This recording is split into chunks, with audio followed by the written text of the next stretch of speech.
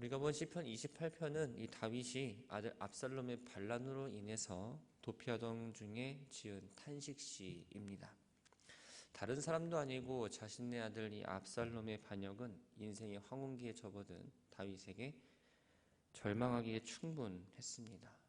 그러나 다윗은 낙심하지 않고 하나님을 나의 반석, 또 나의 힘, 방패, 산성, 또 목자가 되신다고 표현하면서 하나님을 향한 믿음을 나타내며 그런 공의가 실현되기를 지금 간구하고 있습니다. 1절 말씀을 보면 여호와여 내가 주께 부르짖으오니 라면서 시작을 합니다. 부르짖다라는 말은 단순하게 외치다라는 의미뿐만 아니라 도움을 청하다라는 의미가 있습니다.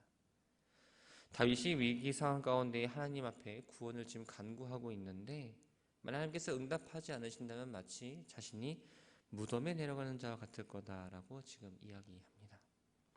죽음으로 생명이 끊어지는 것이 아니라 하나님과의 단절로 인해서 아무런 소망을 가질 수 없게 되니까 하나님 나의 기도에 지금 응답해 달라고 간구하고 있는 거죠. 다윗은 하나님이 계시는 지성소를 향해서 손을 들고 기도합니다. 손을 든다라는 말은 경배하다 또 항복하다라는 의미입니다. 입으로만 간구하는 것이 아니라 자신의 마음과 몸, 즉 온 전체를 하나님께 드려서 하나님 만나기를 원하고 하나님 침묵하지 마시고 자신의 기도를 지금 들어달라는 모습입니다. 그래서 3절부터 5절까지의 말씀을 보면 하나님께 악인들과 자신을 구별하고 악인들과 같은 처지에 두지 아니하시며 악인들에게 합당한 결과를 내려달라고 요청을 하고 있습니다. 악인들은 어떤 사람일까요? 먼저 남을 해치기를 즐겨하거나 거짓이나 음모를 꾸며서 자신의 이익속을 챙기는 사람들입니다. 입으로는 화평을 말하지만 못된 생각을 품고 겉과 속이 다른 모습으로 사람들에게 비춰지기도 합니다. 또 하나님께서 행하신 창조의 일을 생각하지 않고 창조주의 존재와 또 통치를 무시합니다. 그래서 입으로는 하나님을 부르지만 마음에는 하나님이 없기 때문에 하나님께서 요구하시는 어떠한 삶의 모습대로 살아가지 않는 사람들이 바로 악인입니다. 그래서 다윗은 이러한 악인들과 함께 자신이 취급당하지 않기를 원했고 그들과 같은 운명에 처하기를 거부했던 겁니다. 그래서 악인들의 일, 또 악인들의 행위, 손으로 지은 것, 또 마땅히 받은 것에 따라서 그들에게 갚아주시기를 지금 바라고 있는 거죠. 다윗은 이러한 바람은 개인적인 복수를 원하는 게 아니었습니다. 하나님이 다스리시는 그 이스라엘 왕에게 반역한다는 건 하나님께 대적한다는 그 사실을 깨닫기 원했습니다. 또 그들로 인해서 무너진 이스라엘의 어떤 체계와 질서가 하나님의 공의로 다시 세워지길 바라는 마음으로 지금 기도를 하고 있는 겁니다. 지금까지 다윗은 하나님께 아주 간절하게 호소했습니다. 그런데 6절 말씀을 보면 자신의 기도가 확실히 응답될 것임을 확신하면서 하나님께 감사와 찬양을 드리고 있습니다. 다윗의 형편이 나아졌을까요? 본문을 보면 다윗의 형편이 나아졌다고 판단할 수는 없습니다. 여전히 위기 가운데 있지만 이 하나님을 찬송할 수 있었던 이유는 바로 다윗에게는 믿음이 있었기 때문입니다. 다윗은 과거 환난 중에 하나님께 부르짖음으로 인해서 그 구원을 얻은 경험이 있었습니다. 또 하나님은 공의로우시기 때문에 의로우신 자의 기도를 들어주시고 응답할 것이라는 것을 확신했기 때문에 믿음으로 나아갔던 겁니다. 7절에 보면 여호와는 나의 힘과 나의 방패이시니 내 마음이 그를 의지하여 도움을 얻었도다 라고 말합니다.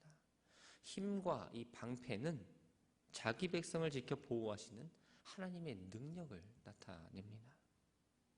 이러한 능력을 가진 하나님이 자신의 편이 되어주셔서 결국 승리할 거다라고 지금 생각을 하고 있죠.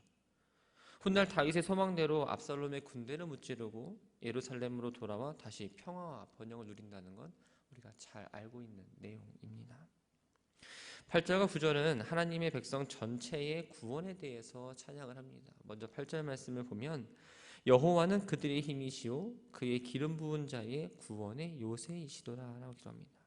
여기서 말하는 그들은 하나님의 백성인 이스라엘을 말합니다. 그리고 기름 부은 자는 다윗을 의미합니다. 다윗은 자신이 지금 겪고 있는 어떠한 고통이 개인적인 고통이 아니고 또한 개인적인 문제가 아니라 공적으로 이스라엘 전체의 문제로 나아가 하나님 나라의 문제로 지금 생각하고 있습니다. 그래서 다윗을 향한 하나님의 도우심은 곧 이스라엘 전체를 향한 도우심이고 또 자신과 이스라엘 백성이 하나님 보호 아래 있다는 사실을 분명하게 이야기하고 있습니다. 마지막으로 9절 말씀을 함께 보면 주의 백성을 구원하시며 주의 산업에 복을 주시고 또 그들의 목자가 되시며 영원토록 그들을 인도하소서라고 간구하며 시를 마무리합니다. 주의 산업, 하나님께서 택하신 기업을 의미합니다. 조금 더 쉽게 말씀드리면 주의 백성과 같이 이스라엘을 가리키는 말입니다. 다윗은 하나님이 자신만을 구원해 주시기를 소망하는 게 아니라 하나님께서 맡겨주신 이 백성들을 향한 어떤 평안과 번영을 위해서 하나님께서 이스라엘 백성들과 함께 하시고 그들의 삶을 주관하시고 인도해 주시길 바라는 마음으로 기도하며 이 시를 마무리하고 있습니다. 시편 29편은 영광과 능력이 있는 하나님의 통치를 찬양하는 시입니다.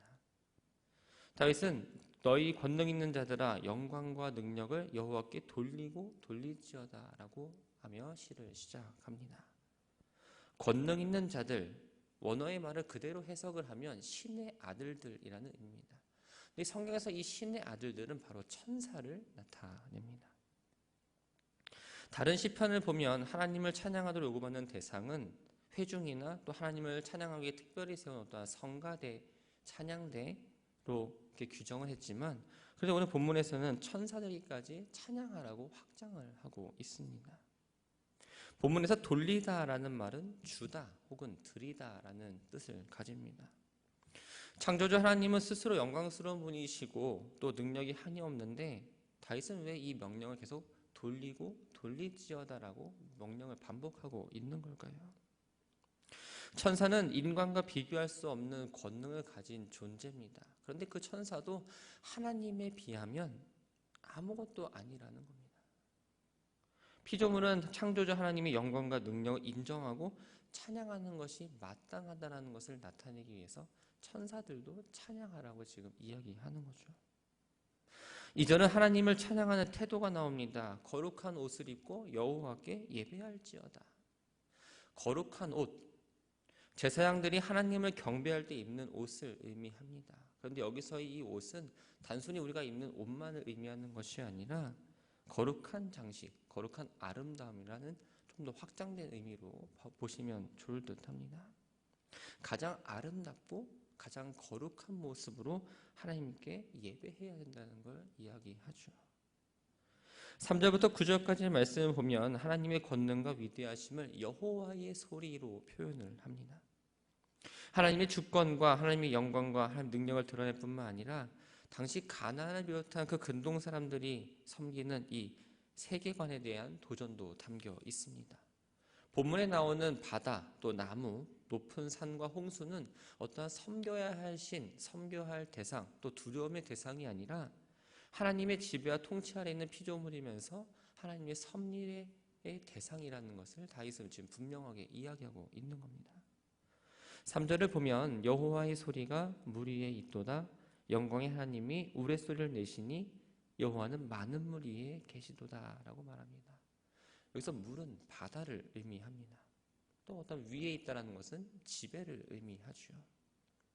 당시 사회에서 널리 알려진 신화에는 폭풍의 신, 질서의 신 바알이 바다의 신, 혼도의 신 그 얌을 정복함으로써 질서를 세운다라는 생각들이 있었습니다. 다윗은 이 표현을 통해서 세상의 혼돈을 정복하시고 세상의 질서를 세우시는 분은 바알이 아니라 바로 하나님이라는 사실을 이야기합니다. 5절을 보면 네바론의 백향목이 등장합니다. 네바론의 백향목은 가장 좋은 나무 중에 하나입니다.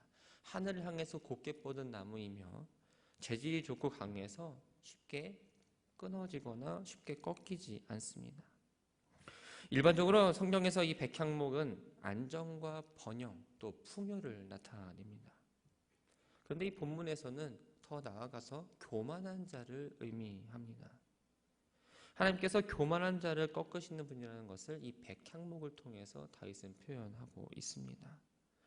그러면서 여호와의 소리가 레바논의 백향목을 부수고 시련을 들송아지같이 뛰게 하신다라고 이야기합니다. 여기서 레바논은 팔레스타인 최북단에 있는 갈릴리에 위치한 이 레바논 산맥을 말하고, 시련은 레바논 산맥 동편에 있는 헤르몬 산을 말합니다. 당시 가나안 사람들은 이 헤르몬 산을 시련이라고 불렀던 겁니다. 헤르몬 산은 원래 바알 숭배의 근거지입니다. 그래서 사람들은 헤르몬 산에 바알이 임재한다고 생각을 했습니다. 산은 견고함을 상징합니다. 그런데 하나님께서 이 견고한 산이라도 진동시킨다고 지금 표현을 하고 있지요. 세상에서 아무리 강하고 든든하게 여겨지는 것이라도 하나님 앞에서는 아무것도 아니다라는 겁니다. 가나안 사람들이 두려워하고 이스라엘 백성들이 두려워하는 어떠한 바알은 하나님 앞에서는 무력한 신이고, 하나님만이 진정으로 우리가 두려워해야 되며 예배해야 되고 경배해야 할 대상이라는 것을 분명하게 지금 이야기하고 있습니다. 천지를 진동시키는 여호와의 소리는 이제 바다와 산을 지나 광야로 임합니다. 8절에 보면 여호와께서 가데스 광야를 진동시키셨다라고 말합니다. 가데스 광야는 이 팔레스타인 가장 남쪽에 위치한 지역입니다. 가장 북쪽인 네바론과 시론과 함께 팔레스타인 전체를 다스리시는 하나님의 주권을 상징합니다. 하나님의 권능과 임재를 알리는 소리가 번개와 지진을 통해서 광활한 광야에도 들리는 건 하나님 능력과 통치가 미치지 않는 곳이 없음을, 전 지역에 하나님의 통치가 이루어지고 있다는 것을 이야기합니다. 그래서 9절에서 새끼를 뵌 암사슴이 하나님의 소리에 놀라서 새끼를 낳고 또 숲이 마치 메뚜기 떼가 지난 것처럼 황폐하게 된다는 걸 이야기합니다. 하나님께서 만드신 이 피조물들의 연약함을 나타내고, 또한 삶의 터전과 기반이 아주 견고한 듯하지만 하나님의 그 능력 앞에서는 언제든지 황폐될 수밖에 없음을 지금 이야기합니다. 그렇기 때문에 피조물들은 하나님의 성전에서 하나님을 향해 영광이다라고 찬양하며 나아가는 것이 마땅하다라고 지금 다윗은 이야기하죠. 다윗은 이제 왕으로서 하나님의 백성의 통치를 찬양하고 있습니다. 1절과 2절에서 보면 여호와께라는 말이 4번 반복을 합니다. 그러면서 하나님의 영광을 찬양했는데 10절과 11절에서도 여호와께서라는 말을 4번 반복하면서 하나님이 통치자이며 주권자라는 사실을 지금 강조하고 있습니다. 10절을 보면 여호와께서 홍수 때에 좌정하셨으며 여호와께서 영원하도록 왕으로 좌정하시도다라고 말합니다. 홍수는 혼돈의 상황을, 또한 좌정은 통치를 말합니다. 성경에서 홍수는 아마 노아의 홍수 사건을 기억하실 겁니다.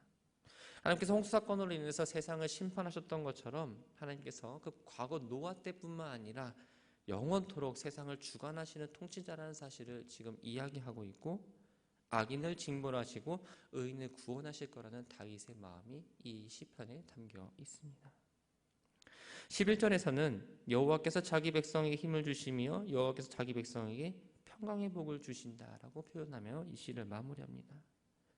앞에서는 하나님을 하늘과 땅과 어떤 혼돈과 무질서를 제압하시고 다스리시는 분이라고 이야기했다면, 이제는 하나님은 하나님의 주권을 인정하고 순종하는 백성들을 사랑하시고 또한 그들의 은혜를 주시며 고난과 환난 속에서 믿음으로 또한 은혜를 주시는 분으로 소개하면서 이 시를 마무리합니다.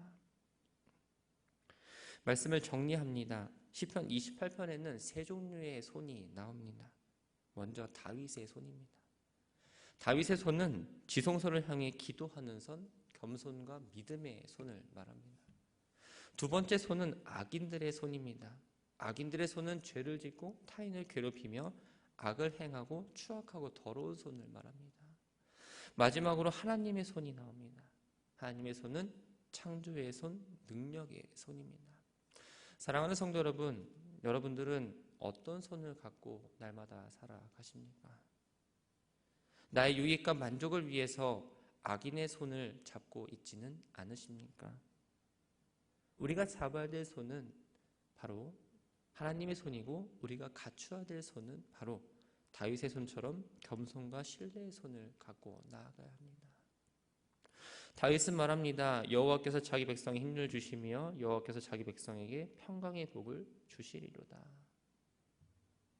고통과 괴로움들로 내 믿음을 흔들어 올 때가 있습니다. 또 마음이 다칠 때도 있고요. 또 마음도 다치니까 몸도 힘들 때가 있습니다. 그러나 하나님은 공의로우시고 하나님 백성을 결코 외면하지 않으십니다. 그 믿음을 갖고 우리는 지금 이 새벽을 깨워서 나와서 기도하고 하나님을 찬양하고 나만 하나님께 예배를 드립니다. 하나님은 의지하는 자들의 부르짖음을 듣고 응답하시며 끝까지 믿고 기다리는 백성에게 하나님께서 힘을 주십니다. 우리에게는 많은 기도의 제목들이 있습니다. 그 기도의 제목들 하다가 안 되면 포기할 때가 있습니다. 그러나 하나님께서 들으시도록 늘 꾸준히 그 기도의 제목을 갖고 기도하시기 바랍니다. 분명 응답이 있을 줄 믿습니다. 우리가 해야 될 건 하나님의 음성의 귀를 기울이는 겁니다. 하나님의 음성의 귀를 기울이려면 내가 먼저 하나님께 고해야 합니다. 그리고 하나님께 모든 영광을 돌릴 수 있는 우리의 삶이 되기를 바랍니다. 바라고 소망하는 건 어떤 환경이나 여건 때문에 하나님을 향한 기도와 찬양이 끊이지 않기를 소망합니다. 어떠한 상황 가운데서도 믿음으로 나아가시고 또한 사람들이 나를 외면할지라도 하나님은 늘 나와 함께 동행하신다는 그 믿음을 갖고 하나님 주신 은혜를 구하며 또 그 은혜를 받았을 때에 영광을 하나님께 돌려드리는 삶을 살아가는 저와 여러분들이 되기를 주님의 이름으로 축원합니다.